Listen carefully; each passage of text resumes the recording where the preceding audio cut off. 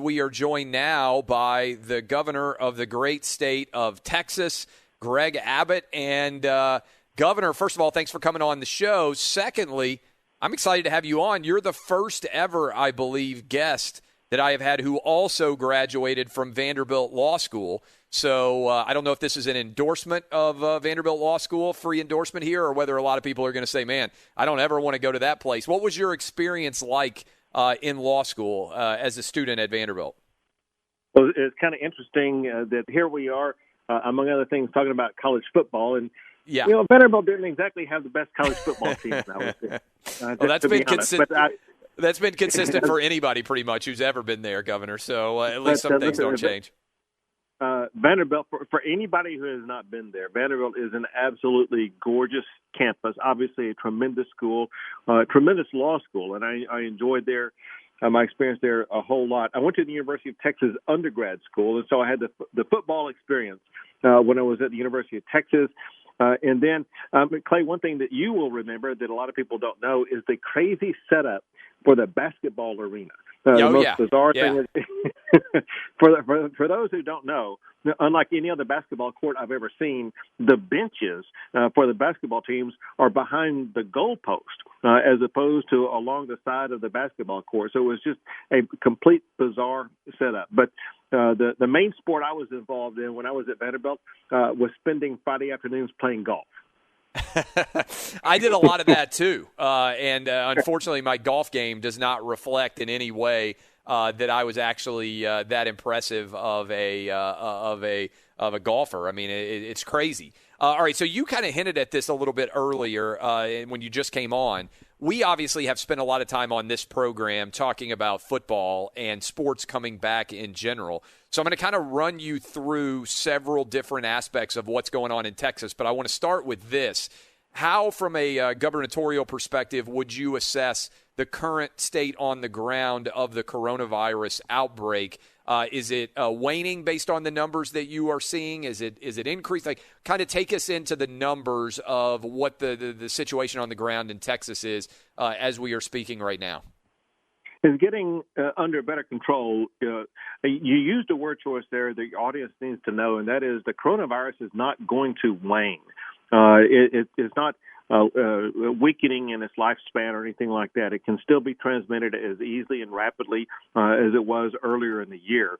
What's happening in Texas and what's happening in some other states is that we are just getting better control of it. We're being more disciplined. There was a spike and increase in Texas like there were in so many other states beginning in early June, and there were multiple reasons for that, in part just because Texans were letting down their guard. We thought we had COVID defeated. We didn't have to worry about it. We opened up bars and people started partying, and even in the backyard gatherings, it led to massive transmission events. And so we needed to tighten our grip on it. We needed to respond better. We needed to be more disciplined. And all of that has led to improved results over the past month. We've seen a downturn in the number of cases, a downturn in hospitalization rates, and all the important metrics are moving in the right direction. We just need to continue doing exactly what we're doing to control the spread of COVID-19.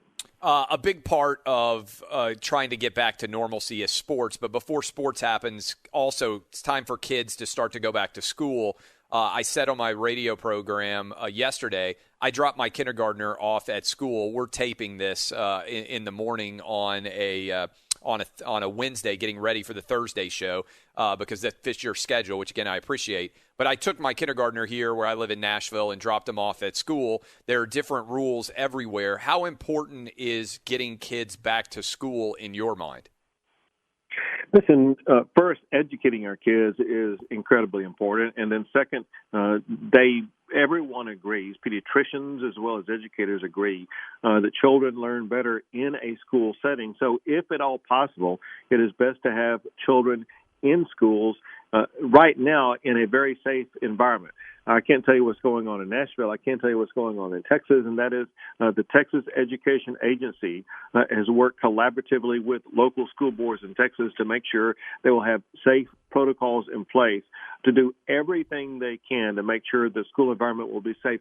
I will tell you and your audience this is something to watch out for, and that is when kids are in school, because of the setting that's being arranged for them, it probably is a safer environment for them than what they will go into as they gather with other kids after school. It's those gathering events after school, whether it be kids or teachers or other people, that can lead to events that can lead to the spread of COVID-19.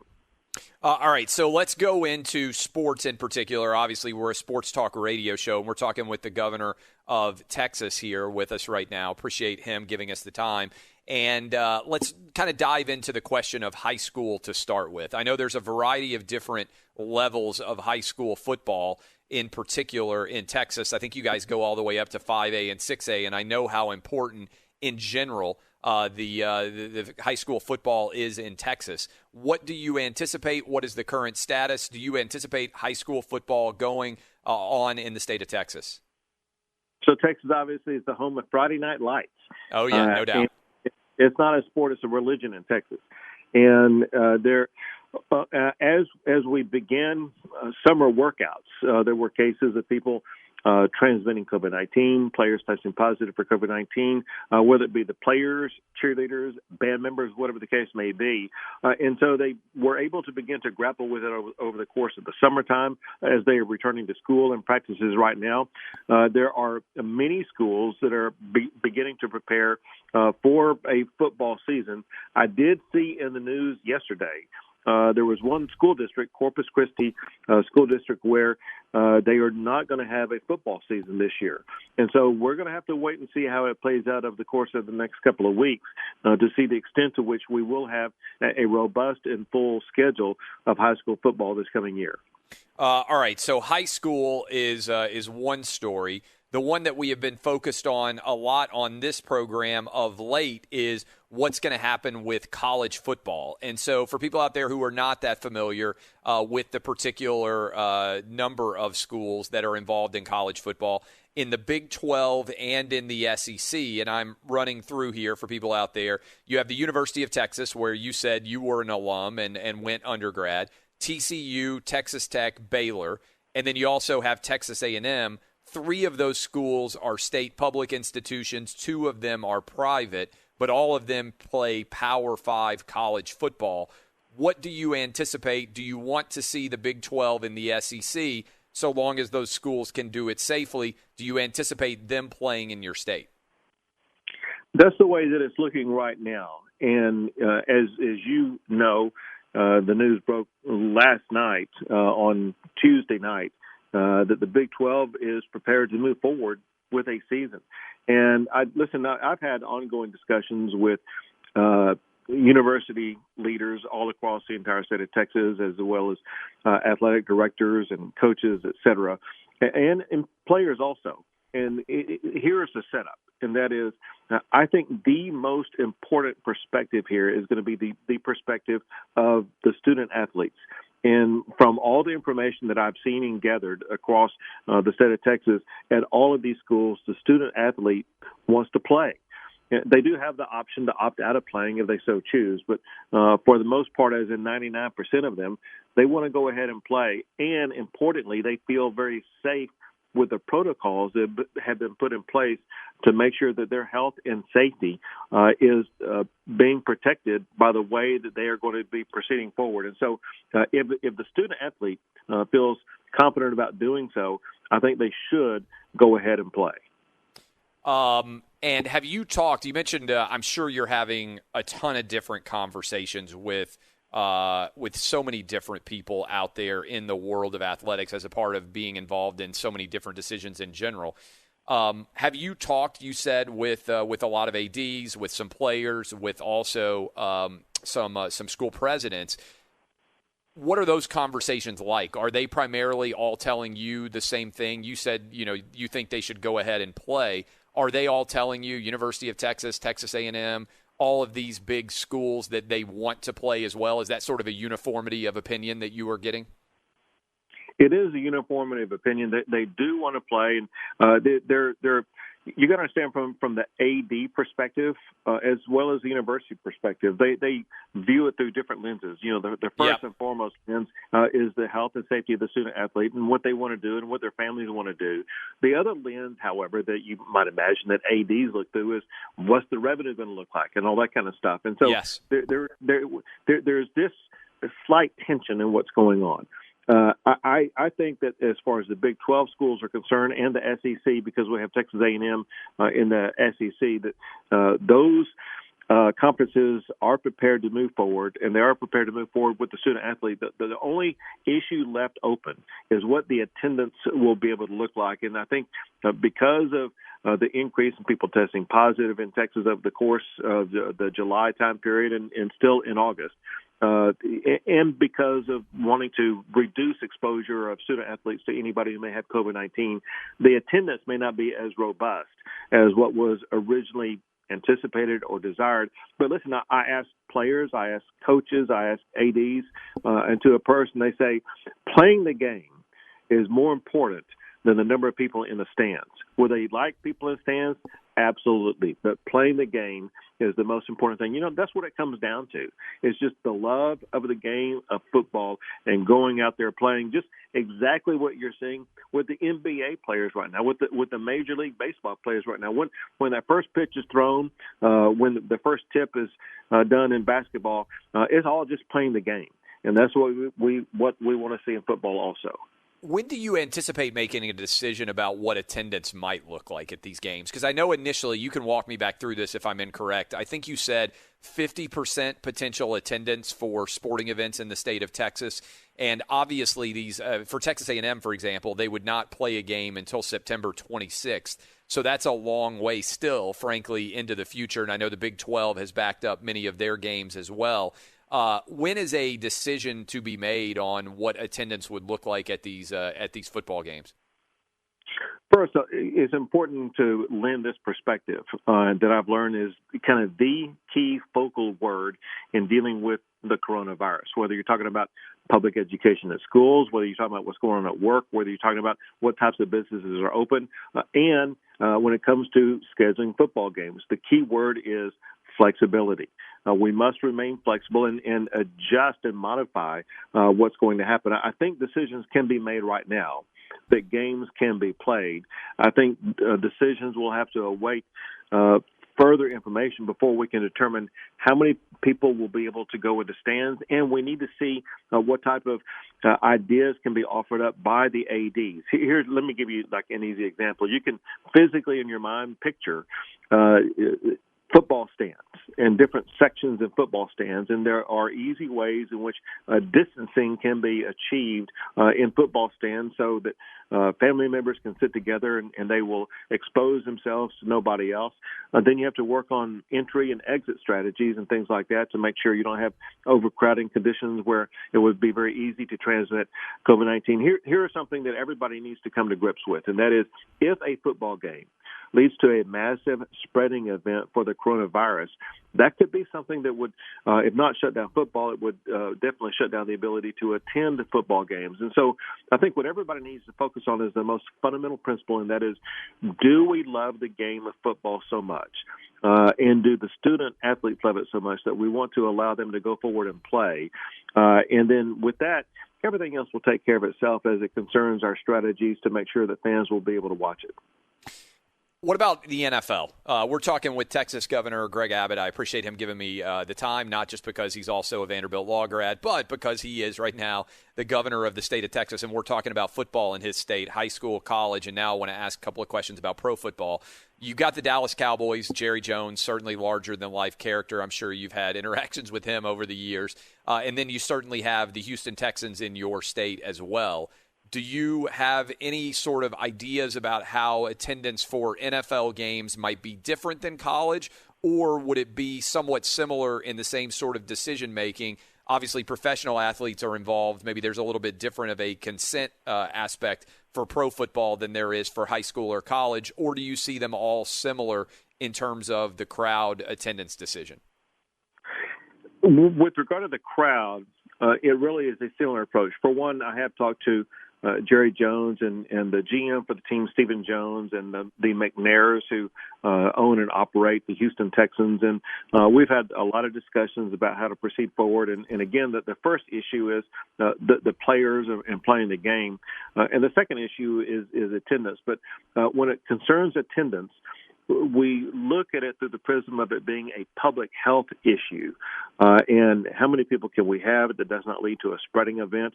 With the NFL, I hear some protocols coming out that may be similar to protocols that are being used in Major League Baseball, and that is to avoid having fans in like the first 10 rows of the stands. And then some other strategies that could be employed to make sure that it's a safe environment for the players and for the fans who are attending. But the primary goal is first to get the game underway, and then second, to find ways we can get the most fans in the stands without it leading to a coronavirus spreading event. When you look at these stadiums and these events and everything else, you've already, I think, had fans present at a NASCAR event in Texas, if I'm not mistaken. Did you see any sort of health issues from that NASCAR event? And is it in any way instructive to try to learn from other sporting events lessons that you might be able to apply for football? In July, we had a NASCAR event at the Texas Motor Speedway up between Dallas and Fort Worth, and it seats more than 100,000 people. They had about 20,000 or so, could have been 25,000. And when I saw the fans in the stands, it looked like it was even more sparsely attended than that.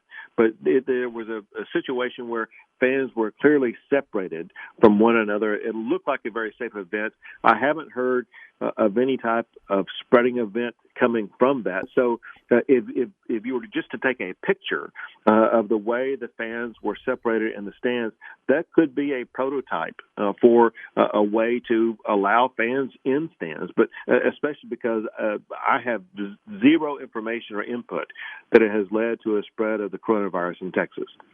How would you – so this is fascinating, and I appreciate all your time. We're talking to Texas Governor Greg Abbott. Outdoor sporting events are obviously different than indoor sporting events. You've got Major League Baseball underway playing inside of stadiums without crowds present. Have you had any discussions with Major League Baseball about the idea of starting to bring people back for any of the Major League Baseball events in your state? I've talked to the teams. We have two teams in Texas with the Texas Rangers and the Houston Astros, and so I've talked to the teams. I haven't talked to Major League Baseball leadership, and is MLB that is dictating what the fans and stand situation looks like right now. I know that the teams in Texas want to have fans and stands, and they have great detailed plans about how they would arrange things like that. I think it's just going to be a measured step type of approach. The first thing that MLB has had to grapple with is some teams like the Marlins and some others where there was a large outbreak among the players. And so that's that flexibility that I'm talking about that's essential to use in approaching the coronavirus, and that is make sure you contain the spread among the players first. Once you do that, then you can take steps out. You've seen the NBA master this. As far as I know, there hasn't been any player in the NBA that's tested positive after they begin the season in the bubble. But MLB has had some larger problems. We'll see how the NFL goes about it. But I will tell you this, and that is I believe that the players on all of these teams, whether it be college or pro, they're in a much safer environment as it concerns contracting COVID-19 in this controlled environment than they would be if they were out partying out on the streets of whatever town they're in. If they were not in the classroom, if they were not focused on the team, if they were not leading discipline nights in the evening, they would likely be in an environment where they would be more likely to contract and spread COVID-19. Have you talked to any other governors in regards to, for instance, college football? Because in the Big 12, there are 5 different states. You've got yourself, obviously, in Texas, which is the linchpin of the Big 12. Then you got Oklahoma, you got Kansas, you got Iowa, you got West Virginia. there are 11 states that are a part of the SEC. As you mentioned, Texas A&M is also in your state. So you've got two major conferences that theoretically are taking place. Have there been any conversations among governors about talking about what sort of policies or statements you guys might make as a group? Has there been any sort of movement in that direction? I haven't heard anything about joint statements. The governors talk all the time.